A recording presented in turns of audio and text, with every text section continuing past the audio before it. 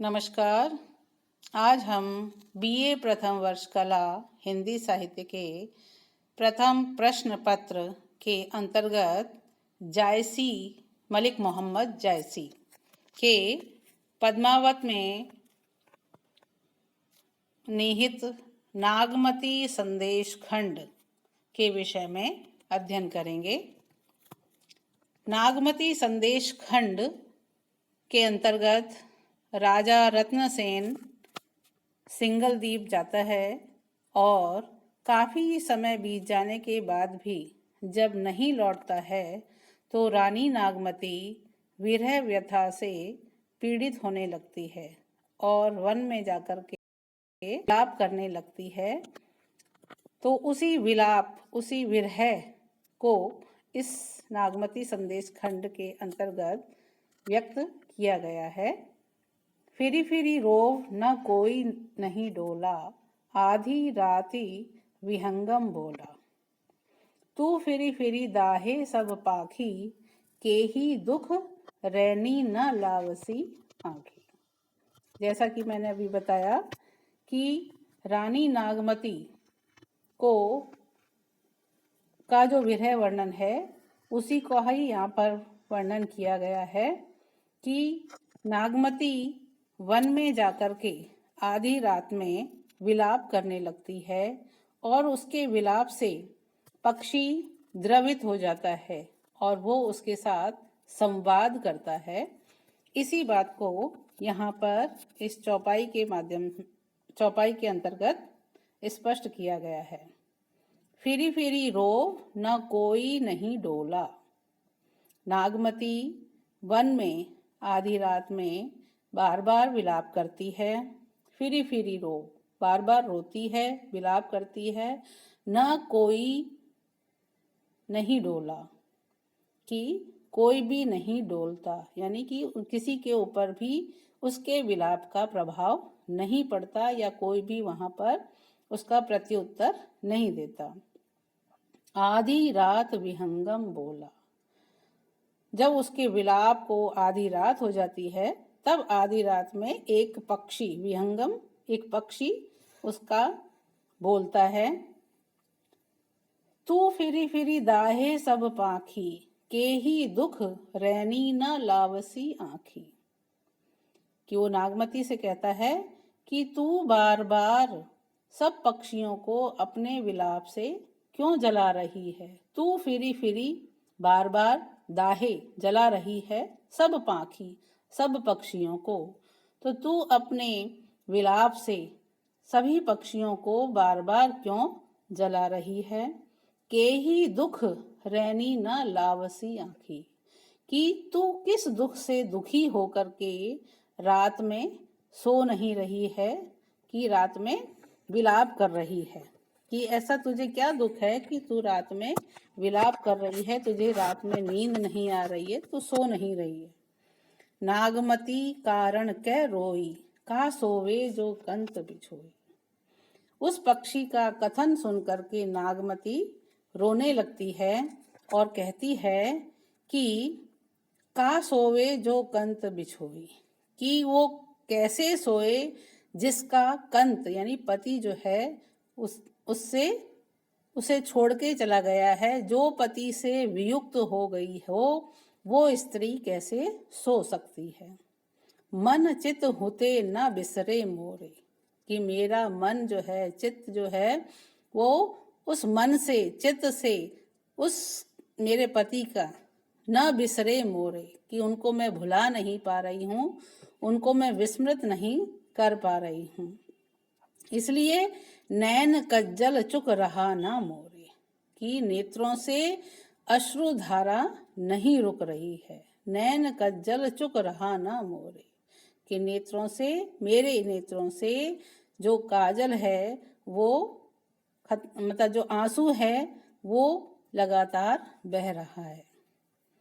कोई न जाई ओही सिंगल दीपा, जे ही सेवती कह नैना सीपा। कि कोई न जाई ओही सिंगल दीपा, कि उस सिंगल दीप या जो सिंगल देश है वहाँ कोई भी नहीं जाता है। कोई ना जाई ओही सिंगल दीपा, जहाँ मेरा पति रत्नसेन मुझे छोड़ करके चला गया है, उस द्वीप पर कोई भी नहीं जाता या आता। जे ही सेवती कह नैना सीपा, इसलिए कि जहाँ स्वाति है, जिनके लिए मेरे नेत्र सीपी बने हुए हैं, अर्थात सिंगल देश में मेरे पति गए हुए हैं और उनके विरह के कारण ही मेरे नेत्र रूपी जो सीपी है वो अश्रु जल के बहाने से बंद नहीं हो रही है। फिर मैं कैसे चुप रहूं। जोगी होई निसरासो नाहू, तब हुत कहाँ संदेश न काहू, कि जब से मेरा पति होई, जोगी होकर के निसरा निकला है, सो नाहू, यानी मेरा पति जब से जोगी बनकर के घर से निकला है, तब हुत कहा संदेश न काहू, तब से लेकर के उसका किसी प्रकार का कोई संदेश नहीं मिला है। नित पूछो सब जोगी जंगम, कोई न कहे निज बात विहंगम, कि मैं नित्य पूछो, कि नित्य प्रतिदिन मैं सभी जोगी और जंगमों से, जितने भी वहां से उस मार्ग से निकलने वाला व्यक्ति हैं, उन सभी से मैं नित्य प्रति उनकी कुशल क्षेम पूछती हूँ। कोई न कहे निज बात विहंगम, किंतु कोई भी उनका संदेश या कुशल क्षेम जो है उसकी बात नहीं करता। निज बात विहंगम, कोई ना कहे निज बात विहंगम, कि हे पक्षी, कोई भी उनके बारे में, मुझे कुशल क्षेम के बारे में नहीं बताता। चारों चक्र उजारी भय, कोई ना संदेशा टेक, नागमती कहती है कि मेरे लिए तो चारों दिशाएं जो हैं वो क्या हो गई हैं, उजारी भई, चारों दिशाएं उजाड़ हो गई हैं।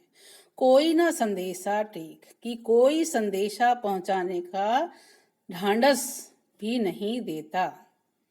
कहो विरह दुख आपन, बैठी सुनहु दंड एक, इसलिए हे पक्षी, मैं तुमसे अपना दुख कहना चाहती हूँ। कहो विरह दुख आपन, कि मैं अपने विरह का दुख तुमसे अपना दुख कहना चाहती हूँ। बैठी सुनो, तुम मेरे पास बैठो और सुनो, दंड एक क्षण के लिए, एक घड़ी के लिए तुम मेरे पास बैठो और मेरी विरह व्यथा का या कष्ट को तुम सुनो।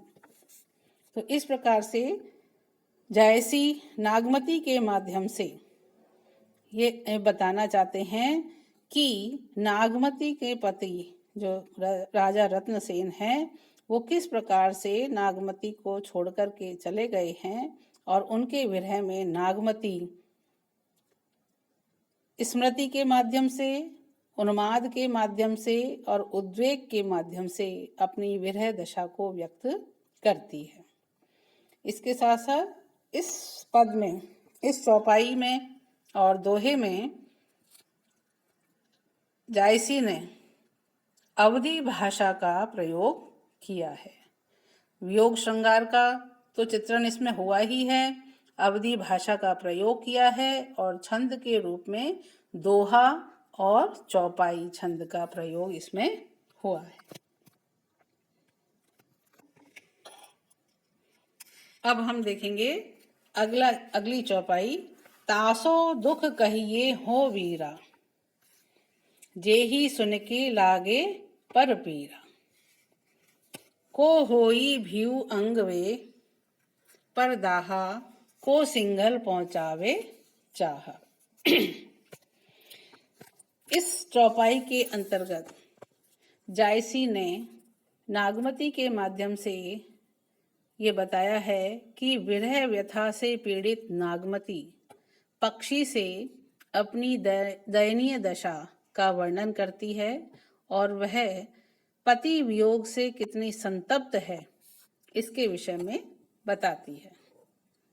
तासो दुख कहिए हो वीरा, जेही सुनी के लागी पर पीरा, कि रानी नागमती उस पक्षी को संबोधित करते हुए कहती है, हे वीरा, हे भाई, दुख तासो दुख कहिए, उसी से ही अपना दुख कहना चाहिए।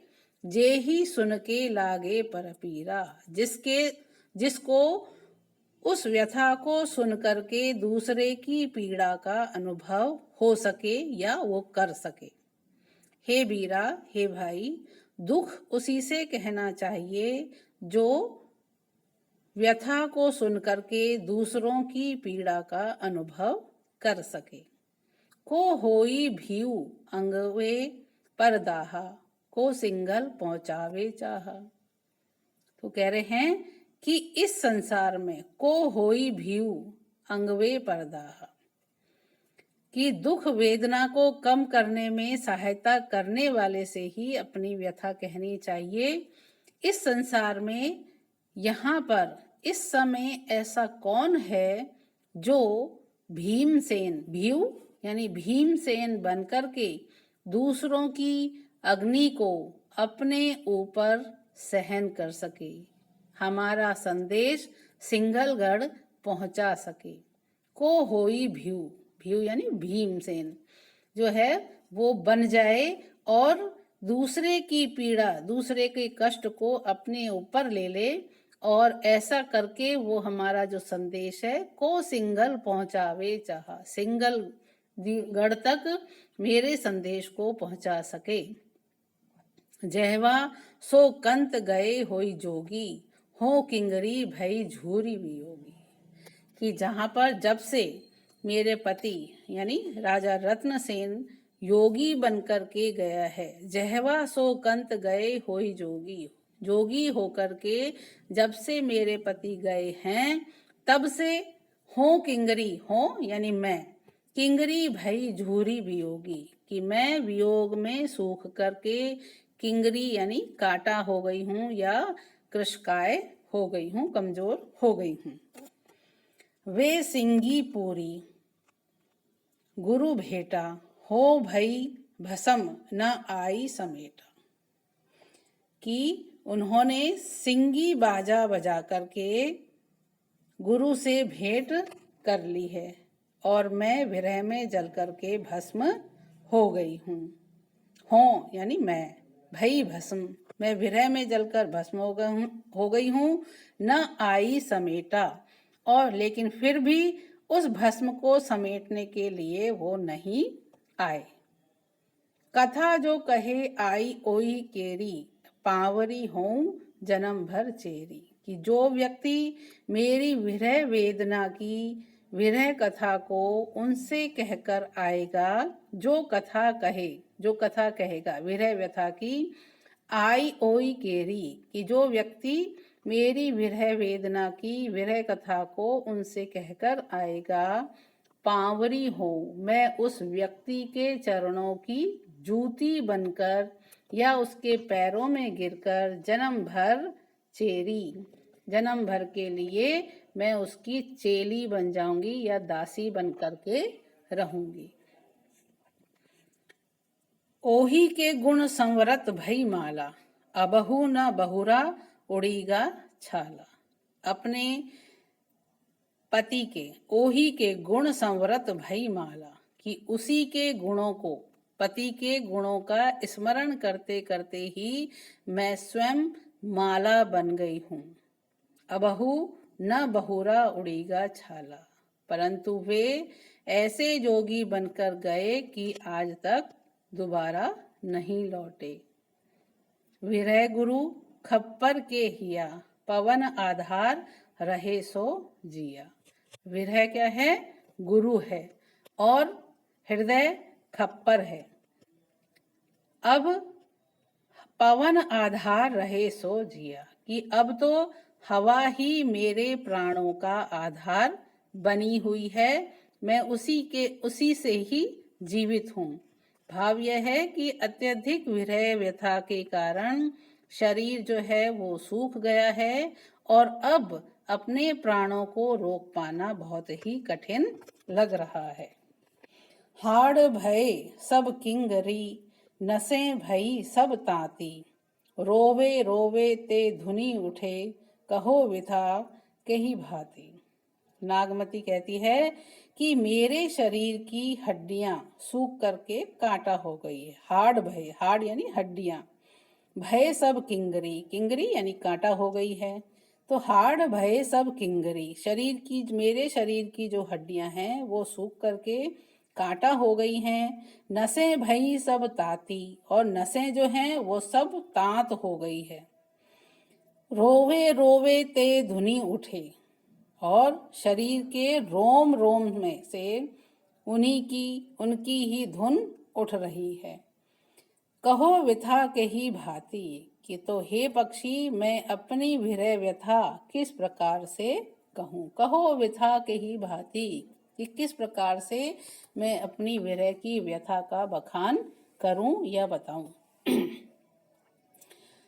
तो को होई भ्यू अंगवे, इस कथन के माध्यम से जो महाभारत के कथा है उसकी ओर यहाँ पर संकेत किया गया है, जिसमें एक राक्षस ने वन में दावाग्नि के घेरे में एक राजकुमारी को रख दिया था। तब भीमसेन ने आग के घेरे से उस राजकुमारी को बचा लिया था। तो इसलिए यहाँ पर भीमसेन का जो है उल्लेख किया गया है कि ऐसा कौन भीमसेन है जो कि दूसरे के कष्ट को अपने ऊपर ले ले। ऐसा कोई भीमसेन नहीं है जो कि उनकी विरह व्यथा को सिंगलगढ़ तक, राजा रत्नसेन तक पहुंचा सके।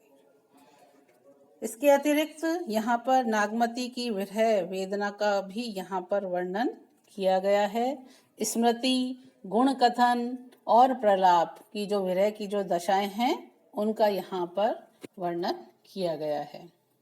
और यहाँ पर उपमा रूपक अलंकार का प्रयोग है, और दोहा और चौपाई छंद का भी प्रयोग हुआ है, और अवधि भाषा तो प्रयुक्त हुई ही है। तो इस प्रकार से नागमती के विरह वर्णन को, संदेश खंड को के माध्यम से यहाँ पर नागमती के विरह का वर्णन किया गया है। आज के व्याख्यान में इतना ही। धन्यवाद।